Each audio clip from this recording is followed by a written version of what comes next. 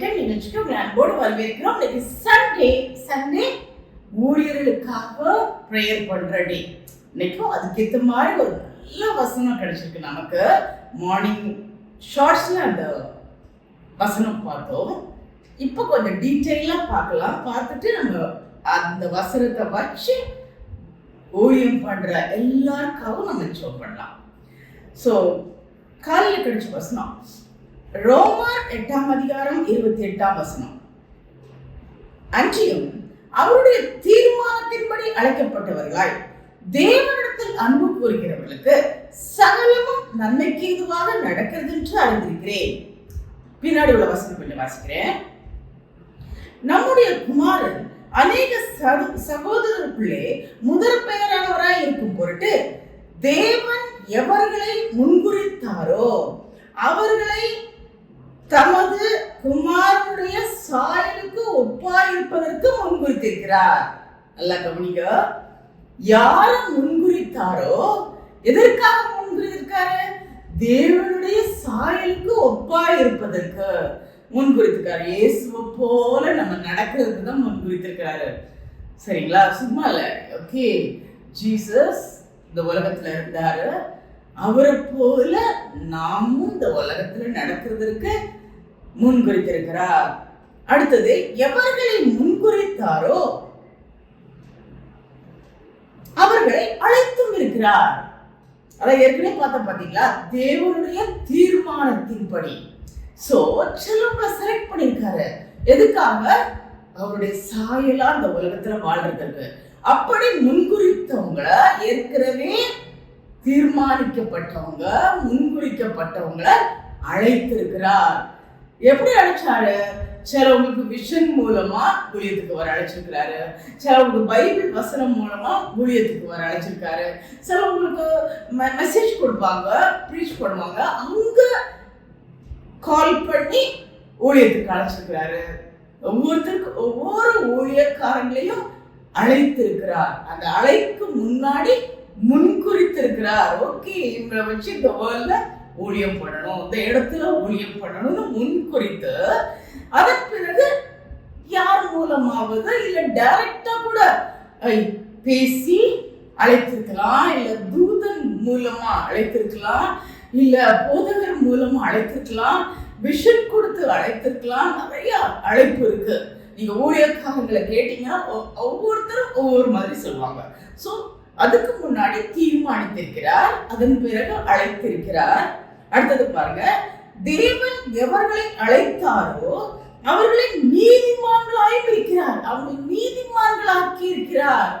ஒருவேளை பாவப்படியில இருந்திருப்பாங்க, பாவ வாழ்க்கையில இருந்திருப்பாங்க. அவங்கள பரிசுத்தப்படுத்தி அவங்க பாவத்தெல்லாம் மன்னித்து கழுவி சுத்திகரித்து அவங்கள நீதிமான்களாக்கி இருக்கிறார். எவர்களை நீதிமான்களாக்கினாரோ அவர்களை மகிமைப்படுத்தியும் இருக்கிறார். தேவனுடைய வார்த்தையை சொல்வதன் மூலமா கர்த்தர் அவங்களை மகிமைப்படுத்தி இருக்கிறார். இவ்வளவு நடந்திருக்கு. சும்மா ஈஸியெல்லாம் யாரும் ஊழியத்துக்கு வர முடியாது இல்லையா? சோ தேவன் ஃபர்ஸ்ட் தீர்மானம் பண்ணியிருக்கிறார், அவங்கள முன்குறித்து வச்சிருக்கிறார், முன்குறித்தவங்களை அழைத்திருக்கிறார், அழைத்தவங்களை நீதிமான்களாக்கி இருக்கிறார், நீதிமான்களாக்கினவங்களை மகிமைப்படுத்தி இருக்கிறார். சோ அப்படிப்பட்ட தேவனுடைய தெரிந்து கொள்ளப்பட்டவர்களுக்கு தான் இன்னைக்கு இந்த வசனம். அவங்க முன்குறித்தவங்க, அவங்களை அழைத்தவர்களுக்கு, அவர்கள் நீதிமான்களாக்கினவர்களுக்கு, அவங்க மகிமைப்படுத்தியவர்களுக்கு தான் இந்த வசனம். என்ன வசனம்? அவருடைய தீர்மானத்தின்படி அழைக்கப்பட்டவர்களாய். ஓகே, அழைக்கப்பட்டாச்சு. ஆனா அடுத்த வேர்டு சொல்லுது, தேவனிடத்தில் அன்பு கூறுகிறவர்களுக்கு.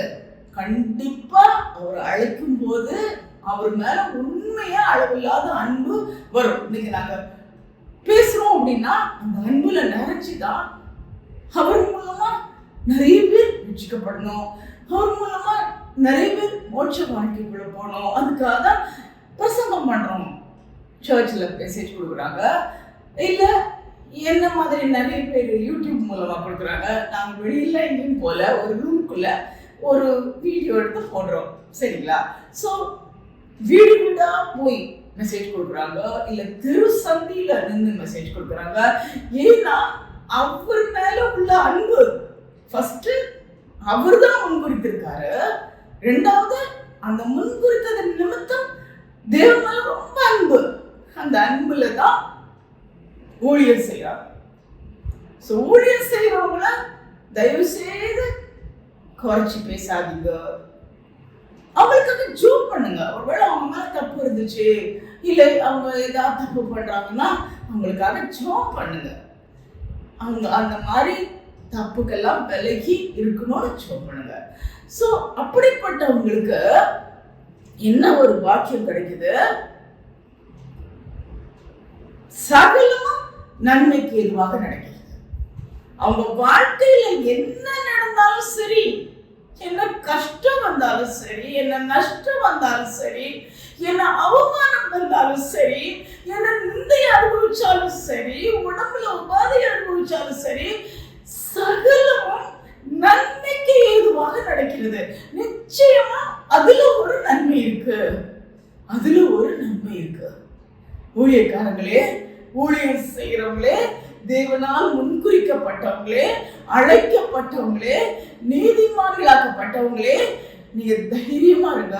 உங்களுக்கு என்ன உலகத்துல கஷ்டம் வந்தாலும் அதுல ஒரு நன்மை இருக்கு. அது எல்லாம் முடிச்ச பிறகுதான் தெரியும், இதுக்குதானா இந்த நன்மைக்கு தான் இந்த ஒரு காரியம் நான் அனுபவிச்சேனா, இது மூலமா ஒரு நன்மை உண்டாயிருக்கு. எவ்வளோ சந்தோஷம் இல்ல? சோ பாடுகளின் மத்தியில ஒரு நன்மை. ஒருவேளை உங்களுக்கு தீமையே நடந்தாலும் தீமைய நன்மையாக மாற்றப்படுகிற தேவன் நம்மோடு இருக்கிறார். ஊழியம் செய்யறவங்களோடு இருக்கிறார். எல்லாருக்கும் இல்ல, அவரால அழைக்கப்பட்டவங்க, அதுக்கு முன்னாடியே தீர்மானம் பண்ணப்பட்டு அழைக்கப்பட்டவங்க. அது மட்டும் இல்ல, அழைச்சல் மட்டும் இல்ல, அவரிடத்தில் அன்பாய் இருக்கிறவங்களுக்கு, தேவனிடத்தில் அன்பாய் இருக்கிறவங்களுக்கு சகலமும் நன்மைக்கு இதுவாக நடக்கிறது. சோ சந்தோஷமா இருக்கலாம். ஒருவேளை துவண்டு போய் சோர்ந்து போய் எனக்கு இவ்வளோ தீமை நடக்குதே, மாத்தி மாத்தி தீங்கு நடக்குதே அப்படின்னு சோர்ந்து போய் இருக்கிற ஊழியக்காரங்களுக்காக ஜெபம் பண்ணுவோமா? அன்றாட பரம தகப்படையாப்பா, இன்னைக்கு சண்டே ஸ்பெஷலா ஊழியம் செய்கிற ஒருவருக்காக, நீர் தெரிவிக்கப்பட்டவர்களுக்காக, முன்குறித்தவர்களுக்காக, அழைத்தவர்களுக்காக, அழைத்து அவர்களை நீதிமான்களாக்கிறவர்களுக்காக உங்கள் பாதத்துல வருகிறோம் சுவாமி. அப்பா, எல்லாம் ஒரு நல்ல வசனம், அதை வாசிக்க எவ்வளோ ஒரு அப்பா இப்படி ஒரு பிளான் பண்ணி நீங்க முன்குறிச்சு அப்புறம் அவங்கள அழைச்சு அப்புறம் அவங்கள நீதிமான்களாக்கி அவங்கள ஊழியத்துல வச்சிருக்கீங்க சுவாமி. அப்பா, அவங்களுக்கு விரோதமாய் கிரியை செய்கிற எல்லா ஆவிகளையும் நான் சொன்ன இயேசுவின் நாமத்தாலே சபிக்கிறோம்.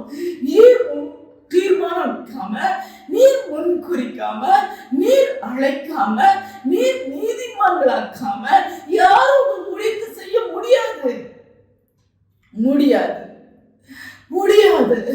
அப்ப அப்படிப்பட்ட ஊழியக்காரங்களுக்கு அவங்க பாத்துல வருகிறோம்.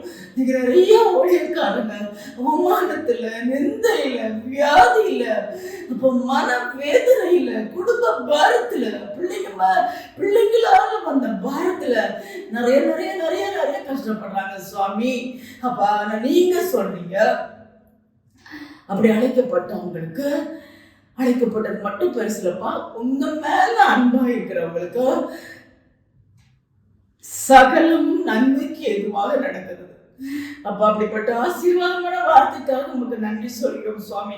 இது எல்லாவற்றையும் நன்மையாய் முடியப்படுகிற தேவன். அதனால ஊழியக்காரங்க எதையும் நினைச்சு கவலைப்படாம, எதையும் நினைச்சு சோர்ந்து போகாம, உங்க மேல அன்பா இருந்து அந்த வசனத்தின்படி அப்ப நன்மையை பெற்றுக்கொள்ள திருப்பதாக சுவாமி. இன்னைக்கு அதை தான் அப்படி பார்த்து நாங்க கேட்கிறோம். எல்லா விதமான, ஒருவேளை பெரிய மேடையில பேசுற ஊழியக்காரங்களா இருக்கலாம், இல்ல ஒரு குட்டி குடிசையில பேசுற ஊழியக்காரங்களா இருக்கலாம், இல்ல இந்த மாதிரி ரூம்குள்ள ஒரு யூடியூப்ல பேசுற ஊழியக்காரங்களா இருக்கலாம், எல்லாரையும் உடைய பாத்திரம் வைக்கிறோம். அப்பா அவர்களுக்கு விரோதமாக யாரும் எழும்பாதபடி நீர் பாதுகாத்துக் கொள்ளும். அப்பா அப்படி எழும்பினா கூட அதுவும் நன்மைக்கே நீங்க கடந்து போக கிருபத்தாங்க. ஏன்னா நீங்க சொல்லியிருக்கீங்க சகலமும் நன்மைக்கு எதுவாக நடக்கிறது. அப்ப அப்படியே ஒரு தீங்கு வந்தாலும் தீமை செஞ்சாலும் நிச்சயமாக நம்முடைய தேவன் அந்த நன்மையாக மாற்றப்படுகிற தேவனா இருக்கிறபடியாக துதிக்கிறோம். அதுல தாங்குகிற பக்குவத்தை எல்லா ஊழியக்காரங்களுக்கும் கொடுங்கப்பா. யூடியூப்லயே நாங்க பாக்குறோம், நிறைய பேசுறாங்க, நிறைய அகென்ஸ்டா பேசுறாங்க. ஒருவேளை தப்பு இருக்கலாம், பட் அப்பா அவங்களெல்லாம் மன்னியும், தப்பு செய்யாம இருக்க நீர் கிருபை கொடும். இந்த உலகத்துல சாட்சியாக வாழ நீர் கிருபை கொடும். அப்பா உமக்கு பிரியமான வாழ்க்கை வாழ நீர் கிருபை கொடும். அப்பா உம்மிடத்துல அதிகமான அன்பு வைக்க நீர் கிருபை கொடும். அப்படி அன்பு கூறும்போது நீர் கொடுக்கிற அந்த நல்ல வார்த்தை அப்பா சகலமும் நன்மைக்கு எதுவாக நடக்கிறது என்ற அந்த அந்த அந்த வார்த்தைக்கு ஆண்டவரே அது அவங்களுக்கு கிடைக்கட்டும். அந்த வார்த்தையின்படி அவங்களுக்கு நடக்கட்டும். சகலமும் நன்மையாக முடிய பண்ணுங்கப்பா. சகல கஷ்டங்களையும் நஷ்டங்களையும் எல்லாவற்றையும் நன்மையாக முடியப்படுகிற தேவன் எங்களுக்கு இருக்கபடியான ஸ்தோத்திரம். அதனால எல்லா ஊழியக்காரரும் அந்த வசனத்தை நம்பி இன்னும் உங்ககிட்ட அன்பு கூர்ந்து அந்த பாக்கியத்தை பெற்றுக்கொள்ள திரும்பத்தாங்க சாமி. கூட இருந்து வழி நடத்துங்கப்பா. பெரிய காரியத்தை செய்யும். நீர் மாத்திரம் மகிமைப்படும். சகலமும் நன்மைக்கு எதுவாக நடக்கிறது. Thank you Jesus. அப்படிப்பட்ட வசனத்தை கொடுத்து இன்னைக்கு எல்லா ஊழியக்காரங்களையும் நீர் பலப்படுத்துகிறதுக்காக, அவங்க மனசுல தைரியத்தை கொடுக்கறதுக்காக, நம்பிக்கையை கொடுக்கறதுக்காக உங்களுக்கு கோடானு கோடி ஸ்தோத்திரம். நீர் மாத்திரம் மகிமைப்படும். இயேசு கிறிஸ்துவின் நாமத்தை கேட்கிறோம் எங்கள் பரமபிதாவே. ஆமென்.